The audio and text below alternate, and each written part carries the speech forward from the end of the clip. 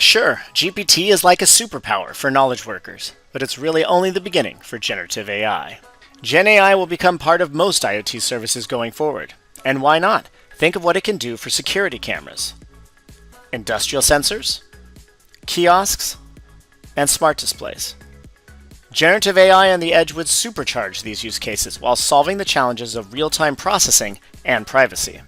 But there are two problems preventing this: the nightmare of stacks and model versions involved, and not enough generative horsepower to run it all on the edge.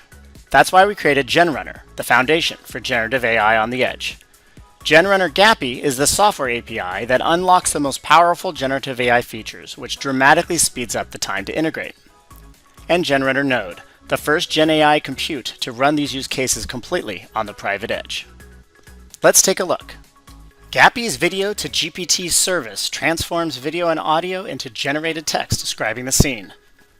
You can set up real-time triggers on behaviors, objects, and even words being said. Beyond that, you can use a GPT interface to ask intuitive questions about what is happening. GenRunner-Node comes with GAPI pre-installed with all the microservices you need to try these APIs. Then integrate the power into your projects. That's GenRunner. We can't wait to see what you generate.